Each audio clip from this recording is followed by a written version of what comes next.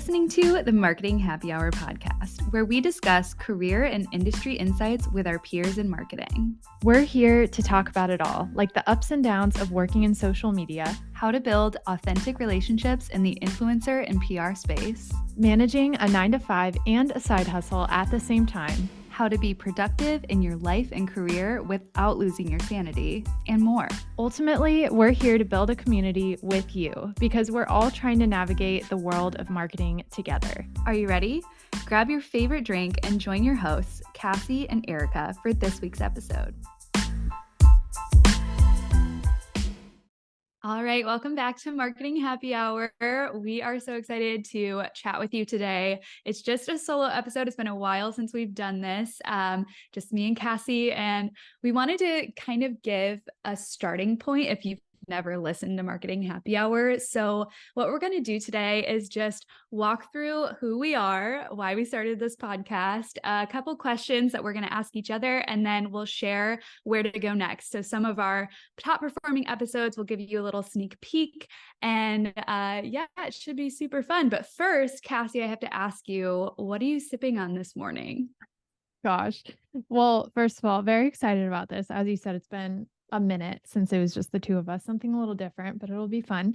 I only have water. I'm boring this morning. I was going to grab some tea. I just got Trader Joe's like pumpkin spice tea, and I was going to make that. Didn't have time, so I'll probably sip on that later. But what about you? Oh my gosh, I love that. I just have my coffee, and it does have a pumpkin spice creamer because we're all about the fall weather in Florida, even though it's still like 80, 90 degrees. Yeah. But so I just have that and water. I was going to I have an Olipop, and it's banana cream flavored, and I'm so excited about it because I was looking for that everywhere. They did a collaboration, I think, with Minions to first release that, and then I never bought it then. And then I saw that they re-released it. So I finally found it, and I really want to drink it, but maybe on the next episode, Marketing Happy Hour. You'll have to let me know how that is. I've been a little scared to try that one. So let me know what you think, and maybe I'll check it out. I don't know how the banana flavor is going to be. Like, I don't know if it's going to be artificial, which I'm not super fond of, or if it's going to be like banana pudding-y, which is my favorite dessert. So I don't know. We'll see. Oh my gosh. I know, not to have like a banana Minions aside, but they have at Universal Studios, they have banana popcorn, and same thing. Like, I love banana and I love popcorn, but together I'm just not sure. So yeah. You haven't tried it? No, I'm a little scared too. Same with the banana cream soda. I'm like, I don't know, but maybe I should give it a try. Who knows? Well, I'll give everyone an update. I'll probably drink it in the next episode of Marketing Happy Hour, and I will share an update with all of you to say whether or not it tastes great or kind of gross. So we'll see. But Cassie, could you just start us off and give us a little peek into who you are, what your background is in marketing, and how we met in the first place? Yeah. Oh my gosh. Who am I? I don't even know. I'm trying to figure that out still. No, we always talk about on the show that if you've listened before, you know this, but Erica and I are always on this journey of like figuring out what's next and what our future looks like. And the thing is, the beauty of life, I think, especially at this age, is we don't have to have it figured out right now. So that's kind of still where I'm at. But I am a content strategist right now. That's kind of the title I'm running with, I guess. So I help small business owners mostly clarify their message and transmit that across digital platforms, online, website being one of them. So do a lot of website copywriting, which I absolutely love, but that is not where my career started. I was in social quite a bit back in the day. I worked at an agency in New York. I did social for hospitality brands. I started to kind of grow a disdain for social just from doing it so much. And I think it's good to talk about that because I think a lot of people in social do burn out from working in that space for too long. And that's certainly where I got to the point of being. But I was always a copywriter. Growing up, I loved writing. And so it's kind of cool to see like this piece of me from when I was even a kid come back out now today and like what I'm pursuing professionally. So that's essentially it. I am self-employed, have been for almost 4 years now, which has been quite the journey, ups and downs. But yeah, I'm grateful and obviously host this show. And this is a big piece of what I do on a regular basis. But you and I met, oh my gosh, we met in, I think 2015. That's typically what I say, because I remember that being around the time that we saw each other at first in person. You and I were both living in Orlando. We were part of this online community group, which was one of the earliest days of like online communities through Yeah. Facebook. And you and I were campus reps for this really great empowerment, mental health type of space. And I was working at Disney. You were going to UCF. We met up in person. And ever since then, we've been friends and we've always talked about doing something together. We were going to open a wine business. And now we're kind of in this space where we fuse wine with marketing. And so it's been really cool just to kind of grow through our careers together. We were both in hospitality at the same time. Now we're kind of doing our own thing, which is kind of cool to navigate. And we have a lot of other friends in that space too. But yeah, that's pretty much it. But Erica, who are you? Tell the people who you are. Who are you? Great question. Also, I don't think the wine brand is off the table. I think that could still be a thing Yeah, in the future. So stay tuned for that because absolutely. we are still very passionate about that and might fit that in somewhere. Um, but I am Erica. So that I'm not sure what I'm doing right now, but where I started my career throughout college, I ran a blog and coffee community online called at first it was Tampa Brews, and now it transitioned into City Brews. And so that's kind of where I got my feet wet with social media in general and working with brands and doing some like low key influencer marketing and like giveaways and things like that. It was really interesting, and I had no idea that I wanted to do anything in marketing, or that I was even doing anything in marketing when I was doing that. I kind of was just like, oh, this is super fun, and I love coffee and I love people. How do I mix the two? And so then I had an internship at a restaurant group and led the social media and influencer programs for them. And that's when I kind of fell in love with that area. That was prior to graduating from UCF with my degree in English. So also love writing. That's my thing. And then I moved to Nashville right after college and dove into some social media roles and influencer marketing a little bit up there. I was actually primarily working for a ministry there and running they had a conference every year that was for leadership for their college ministry. And so I planned the entire event pretty much, which was super fun. I had a little bit of background in event planning, but not that in depth. And so I kind of got those skills there. So I feel like I just collected skills just along the journey. And so I'm trying to figure out how all of these skills fit into what I'm doing today.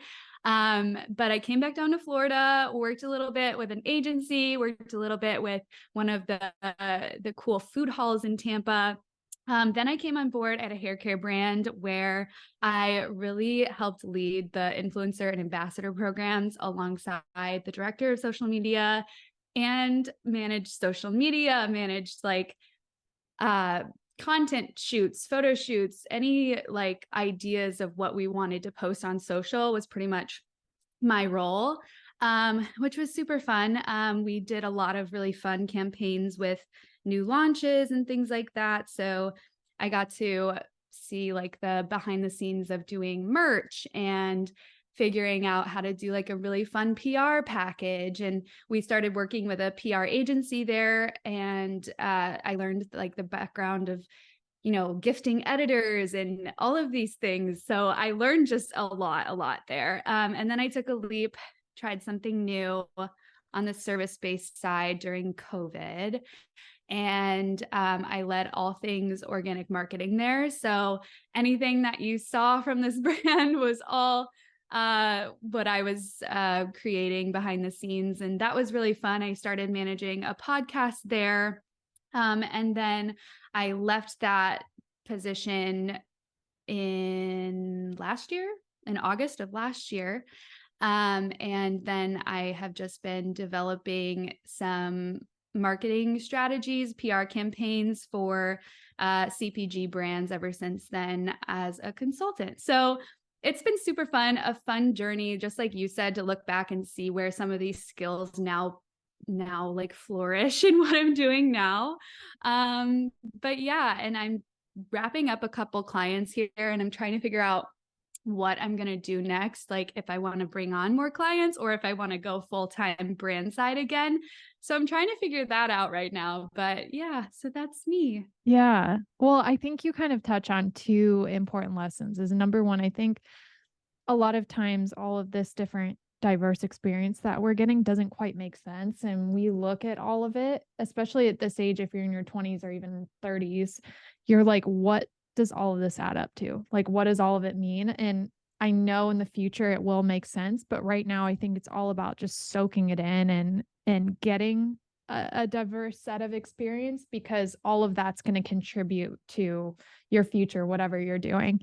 And then number two is just the idea of being open to what's next. You know, we talk about all the time, if you work for yourself, being open to going back to the corporate side, if that's what you feel called to, or vice versa.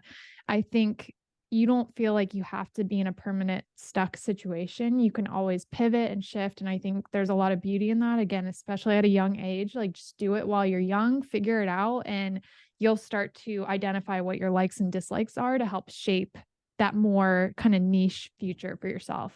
So, Yeah, yeah. no, I completely agree with that. I think it's super important to remember that the experiences that you're going through, even though you might not see the purpose at the time, like it will be revealed and everything works out the way it's supposed to. I feel like a broken record. I probably said that 1,000 times on this podcast, but it's so true just in general. So if you're out there having a tough time or a tough go at it, don't worry. Everything has always worked out up to this point, and it will continue to work out. So don't worry. Yeah. It's going to be okay. Especially in the age of social, where everyone's posting their highlight reels, all of the success they've had. You don't know what's going on behind the scenes with that person. And also, everyone's journey looks different. They may have reached the finish line before you. You may still be in the middle of the marathon, but it doesn't mean that where they're at is better than you. And also, like, don't pay attention to that. You know, think about your own journey and your own goals, and don't allow your goals to turn into someone else's reality just because you think that's better. You know, shiny object syndrome. So just stay true to you, keep your head down, keep working hard, and get through those challenges, because I know it can be hard and can be debilitating, but it's sharpening you and it's making you stronger for the future. So get off my 100%. soapbox. No, my gosh, I love it. Great wisdom there. Yes. Let's talk about why we started this show in the first place. Cassie and I remember we were sitting in one of the restaurants in Tampa called Willa's, and we were just like enjoying happy hour. And we were like trying to figure out, because we had this wine idea and we had some different ideas, and we were like, what should we do? We've been having some good conversations with just our peers in marketing, just about like the industry and stuff. This was like 2 years ago now or whatever. And we were thinking, or actually it was like way over 2 years ago at this point, because it was before we started the podcast. Yeah. Yeah, that's wild. Okay. Well, anyway, whenever it was, we were just chatting about what we should do. And then we came up with the idea of doing marketing happy hour just on Clubhouse, which was a big thing at the time. I think it kind of gained popularity in the pandemic era. And it was an audio app, if you're not familiar, that you could just have live conversations with people on. And so we took to there and just kind of interviewed some really fun people in the marketing space. And we started just thinking, okay, these conversations are really great and really helping people. How can we expose more people to that? And I think it's been super, super cool. We never really I guess we never wanted to or set out to be podcast hosts, is what I would say.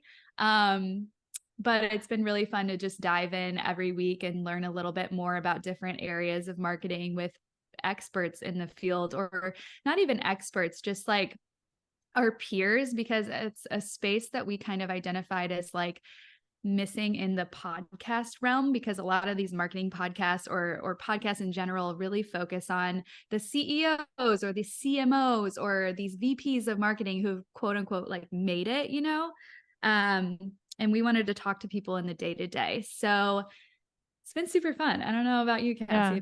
if you're loving it or if you're secretly like, ugh, No, again. No, I'm just kidding. I love it. I love this platform just outside of kind of specifically what we do with podcasting. I love just the podcasting medium because number one, I feel like it's such a intimate platform. Like someone's deciding to literally put your voices in their headphones and like listen and pay attention for 20 minutes to an hour, whatever it is.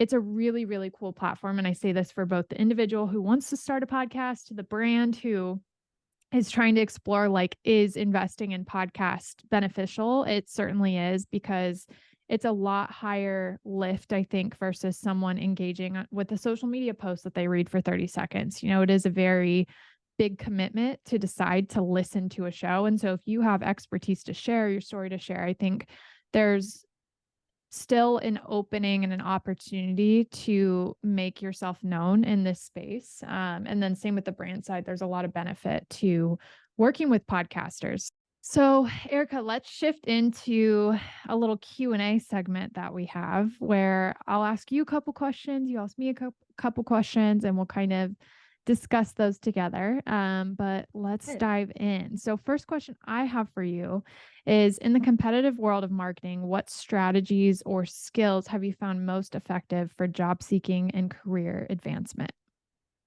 I love this question because I love career advice and helping people with their careers.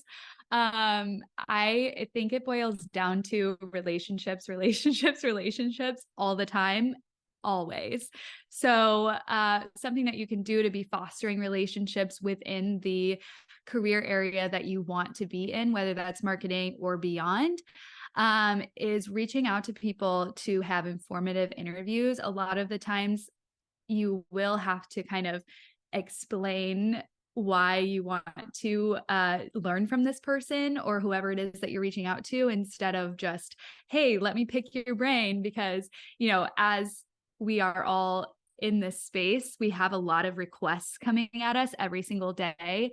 And it can be difficult to sit down and say, okay, what exactly is this person wanting from me and how can I help them best? So in that, whenever you are reaching out to someone to ask for an informative interview or just ask them to chat through what their role entails, or asking them to see if they have any open roles on their team, definitely make sure you're reaching out with a clear identification of who you are, what you want to be doing, why you're reaching out to this person specifically, what about their role intrigues you and makes you want to reach out to them, and how you can even help them. So you could say, for example, you could reach out to someone and say, hi, my name is XYZ. I am an undergrad student at XYZ University, and I'm studying this.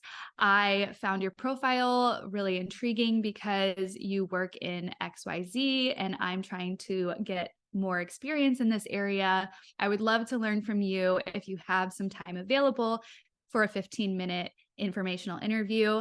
I would be more than willing to XYZ. So put something in there that you would be more than willing to do for their team, whether that's give insight on the Gen Z perspective of the brand, or, whatever it could be. I think that that's always a great way to go about, growing those relationships. Another great way is to just grow your LinkedIn followers and LinkedIn connections. Same thing when you reach out to people, don't just blindly request them, which I'm actually guilty of doing myself, because I'm like, oh, I want to be connected with this person. I love what they do and I just want to keep up with them. But actually be intentional when you're reaching out to them and say the same kind of thing, like whether it's, even if it's not a request to take some of their time, just say, hey, I am this person. I do this. I would really love to connect because I love what you're working on with XYZ. Be specific. And a lot of the times they're going to connect with you, and that might even spark conversation, and you might even be able to chat with them. So anyway, that was a lot of advice of how to just reach out to people and have conversations. But I think it's super important to remember, especially if you're early on in your career, because the best resource that you can have is somebody who's been there, done that. Even though the industry changes all the time, it's really important to look up to and learn from leaders in the area. And it doesn't have to be the CMO of a company, right? It could be someone in a social media manager role that you're just like really intrigued by their strategy on socials. For example, if you saw a really cool TikTok and you were like, how did they do that? Or how did they come up with that campaign or whatever? That could be who you reach out to as the social media manager that maybe handled that TikTok. It doesn't have to be the, CMO of the company, like I said. So yeah, I think it just really boils down to relationships, growing those, figuring out, clear goals on what you want to be doing. And not just like, I'll take anything. And knowing like what you can really bring to a team and communicating that in an effective way is how you're going to grow your relationships and grow your career opportunities. Yeah, that's so good. And I think to your point, the idea of making a specific ask and being specific in your outreach, like you could just connect with someone and say, great to connect, would love to pick your brain next week for 15 minutes. Or you could say, hey, I noticed this, or I've been following you for this long and I really love how you talk about XYZ. I think that personal connection makes that ask a lot easier. And on the other person's end, that really stands out to them because we all get flooded with a bajillion LinkedIn messages that aren't specific, that look like people don't pay attention to what we do or who we are. And I think just making that intentional connection with that person really stands out for them. 100%. Yeah. All right. Well, question 2, what strategies are you seeing work in the PR space right now? That is a great question. We're approaching the holiday season, so it's going to be a lot of push to get products in the media and just getting, buzz and people talking about products. So what I'm seeing working lately is, again, it goes back to relationships, but you have to really cultivate relationships with whatever magazine or publication or whatever that you're trying to gain a placement in, because, you want to be top of mind to these editors. And so how do you become top of mind? You supply everything that they need about whatever product it is that you're hoping to get placement in. And then you leave the door open for them to ask you whatever questions that they have about whatever product it is that you're trying to gain a placement for. So you definitely want to keep those doors open and just keep, having conversations and being able to foster the relationships in the field so that when they're thinking of a specific piece that they're going to be writing, they're going to say, oh, I remember that Erica or so-and-so works with this brand. That would be a great, addition to this piece. Let me reach out to her and see if she's got anything new that's coming up. You're going to be top of mind for them because you grew that relationship and you are very resourceful and you can act as like a great liaison between them and a brand. So that's the number one piece of advice that I always give around PR is be like a really good resource and be really open to relationships and growing those relationships. But then also, I think the PR space is changing a lot because it used to be very traditional, like you wanted to get placements in magazines, online, all of these different publications and areas of publications. But now more eyes are on influencers, more eyes are on public figures, more eyes are on creators than they are on these publications. And so a lot of the work that we do is really changing because we're focusing a lot more on having some really heart-to-heart conversations and events and things like that with these influencers and creators and having them talk about the product authentically and speak to it. And that's like been driving sales more than just the traditional placements. But so I think it's nuanced in that I'm not really sure what the answer is right now of what strategy works the best, but it's just a mix of the traditional and the new emerging strategy of working with influencers, working with creators on what they're doing. Yeah. So would you say like just testing a couple of different avenues and test different messaging too? Because I feel like it could depend on the brand and the audience receiving that message. So would you say just kind of trying and dabbling in a couple different areas, just see what sticks with who you're talking to?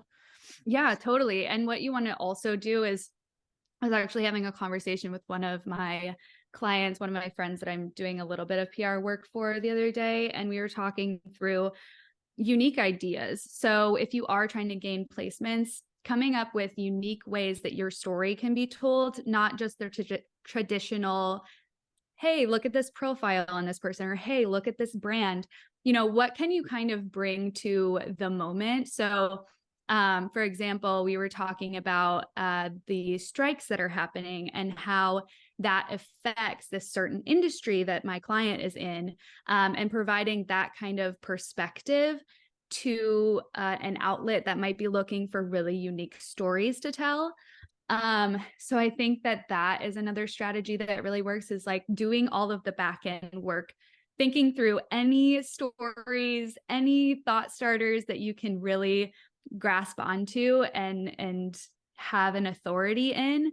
That's super helpful to then reach out and pitch these editors that you have relationships with, that makes them more enticed to share your story or include you in a roundup of something around a certain topic. So definitely testing out, definitely relationships, definitely providing unique angles. I think those are the top tips that we can really take away in the Love PR it. space right now. Love it. Could not agree more.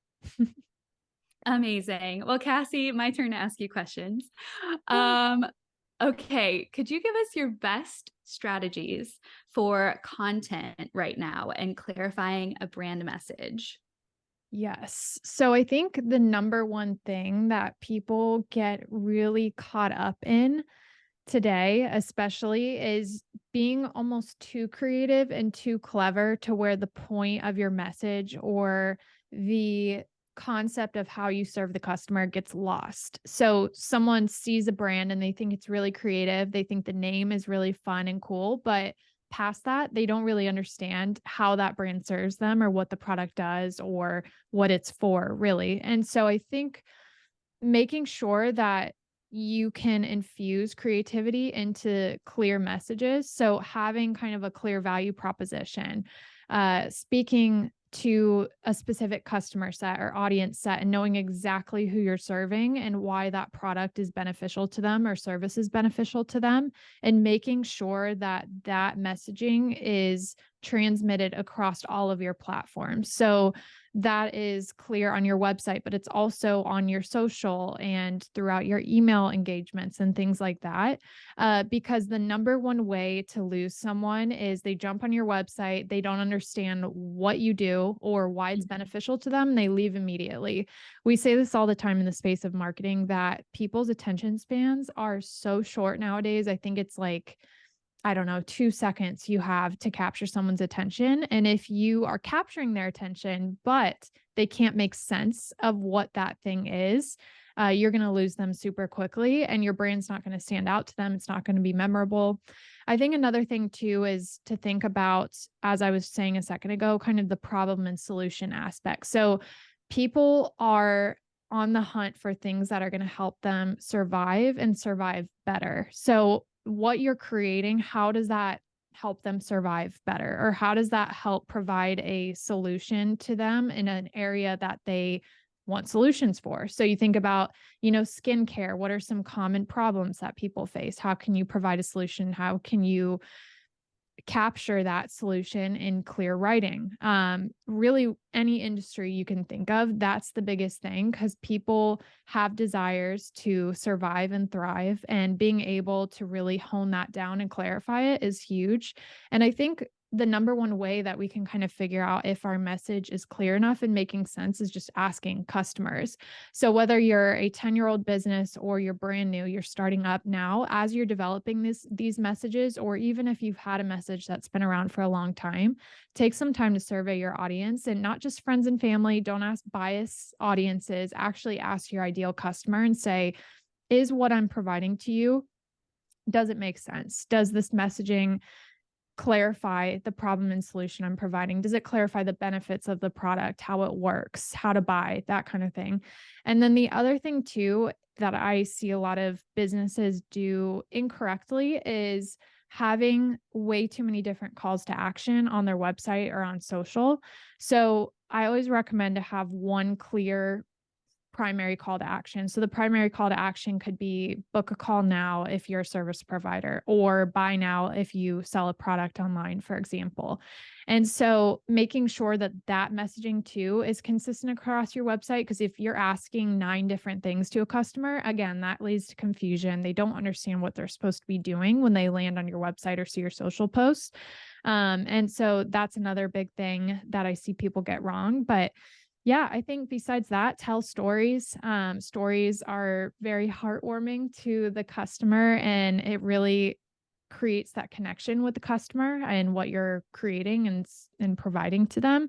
But those are some of my quick tips for content strategy right now. And I think they're long-lasting tips that aren't going to go away anytime soon. Absolutely. I love that. And I love that the first thing you touched on with the follow through, I call it the follow through. If you relate it back to sports, like if I don't know that much about football, but I feel like there's some sort of element of follow through when Yeah. you're throwing the ball. And I know there is in golf. So I always relate it back to that. You want to make sure that across the board, your messaging stays the same. And that's what you hit on, which is, it's really important to remember. So I love that. Absolutely. Well, do you have any tips for cultivating leadership skills in the workplace? This is something that we have been asked by our audience too. So I'm curious to hear. Yes. Leadership is a area of work and career that I'm very passionate about. And, working at Disney, I love talking about my Disney experience, but that's something that we learn quite a bit in training there, is how do you become a leader and what does that mean? So I think number one is leadership does not come with a title. So that's something that I think was past thought of. You're only a leader if you have that as a part of your job description. And I think the biggest thing is you can step up and be a leader, no matter if you're an entry level career person or you've been in your career for 30 years. It's the way that you hold yourself and the way that you step up and raise your hand in different situations to help. And it's also the personality trait that you have. I think the best leaders are empathetic. They're not divisive. They listen. They're open to listening, and they actually actively listen and don't just pretend that they're listening, and they create solutions for their team. And so if you can start doing some of those things now, I think you have the opportunity to actually step into a leadership title-based role and actually lead people specifically. But, leadership, again, is something that is cultivated over time. So I think it's never too early to start, and you can be a leader. And I think some people are obviously more prone to that title-based leadership, or they're more suited for it than others. But it's a great position to be in, to be able to impact people and to drive people and bring a team collectively under you to achieve goals in an organization. And so start doing that now. And I think it's something that you have the opportunity to do, and it's a very fulfilling position, whether it's title-based or not. And so, yeah, encourage you to just be empathetic, active listening, and in no time, I'm sure leadership could be an opportunity for you in a role. Yeah, I love that you said that anyone can develop these skills. You don't have to be on the path to actual title-based leadership. I think that's something that we forget. And we think, oh, I don't need to develop leadership skills because I'm just doing this social media thing right now, or whatever it may be. We actually had a motivational speaker on our show like a couple weeks ago, and she was talking about exactly that. So her name is Genesis, and we will link that out into the show notes. So if you want more tips around developing leadership skills or public speaking or just gaining confidence in that area, that's a really great episode to listen to. And we wanted to dive into our top episodes. So that's a great transition there. Look how that worked out. We're just going to run through them and just tell you, what they are. And then we'll link them out in the show notes so that you can know where to go next if you're on a marketing happy hour binge spree. So Cassie, start us off with the first one. Yeah. So first one is leaning into your brand's community with Ken and Ralph, founders of Daily Drills. This is a great conversation, and we're really excited to see how much this episode has grown over time. Yeah, I love them. The second one is How to Be a Confident Marketer in 2023 with Barry of Auntie Anne's and Jamba. I'm excited to go back and listen to this one. It was our first episode of the year, and I'm just excited to see where our predictions for the year have kind of either come true or not come true. So that'll be interesting too to see. Yeah. And so number 3 is Brand Marketing and Positioning 101 with Devin of Betty Buzz and Betty Booze now. It's so funny. I was listening into this conversation live.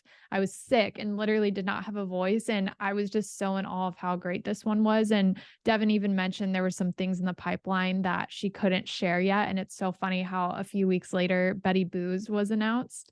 So this was a really great episode and came at a great time for their company. Super fun. The fourth one is Top Social Media Tips by Platform with Bree of Lyft. This was a really fun one. We go through all of the social media platforms, and she gives us literally a tip for each one, or like her top tip for each one, and a brand that's doing really well in each category. So definitely listen into that. It was a really cool conversation. Yes, could not agree more. The next one we have here is Experiential and Event Marketing 101 with Amy Gaston, formerly at Magnolia. And speaking of leadership, Amy also touched on a lot of great strategies and tips for leaders, whether you're in a title-based leadership role or not. So definitely recommend checking that one out too. Absolutely. Sixth is Unique Growth Marketing Tips, which this was Kelly of Aveline Wine. And that's one of our favorite brands of wine. So we were super excited to have her on the show. And it's a topic that we haven't covered too much on the show, growth marketing in general. So it's definitely full of really actionable and really cool tips to take into your day-to-day. Yes, absolutely. The next one was a great one on social as well. And that was building an engaging brand on social media with Jack Appleby of Future Social. Great conversation all around. Could not recommend it more. And it was one of the more recent episodes we had. So make sure you go check that one out too if you're interested. Super fun. Jack is awesome and a great resource to even follow if you're in the social media space. So shout out to him. And our last one that we wanted to share with you is Product Marketing 101 with Jalen of Rare Beauty. This was one of my favorite conversations I think that we've had on the show. She's awesome and just walked us through some of the campaigns around rare beauty launches that happened this year. So definitely go back, listen to that one, listen to all of these. They're really, really good. I mean, I feel like Marketing Happy Hour, if I wasn't even related to it at all, I would still love listening to these episodes because you walk away with actionable tips. You walk away with you feel like you have a new friend in the industry. You can kind of go and request them on LinkedIn, say, hey, I heard you on Marketing Happy Hour, would love to connect. It's really conversational. And I think that's what sets our conversations apart, is that we're not trying to give you like clear cut, this is exactly what you need to do. We're open to having conversations, and we want to talk to people and all their different strategies and kind of give you all the different perspectives of all the different areas of marketing so that you can take that and use that as tools in your arsenal to succeed in your own career. So we're always open to hearing what you kind of want to hear on the show as well. So reach out to us. We are at Marketing Happy HR on Instagram, and we have some other socials that will be linked out in the show notes here. And Cassie, I wanted to get your thoughts on people subscribing to the email list because I think they definitely should. Yeah. Yeah. So thank you for asking. So the email list is a little bit different from the newsletter and LinkedIn. So that's why I always say to people, subscribe to both because you're getting from time to time different job listings, different insights, things, resources there. And we want to craft a unique experience on both of those platforms. So highly recommend being a part of both. They both come to your email every Thursday. And so you get double dipping essentially in Marketing Happy Hour resources every Thursday. So would love for you to join us there. Amazing. Well, thanks so much for tuning in this week. This was super fun to do a solo episode, just the co-hosts of Marketing Happy Hour. And if you're new here, welcome. Thank you so much. And please reach out to us. Let us know how you liked this episode and any of the others that you listened to. Yes. Thank you so much for being here. We appreciate you guys.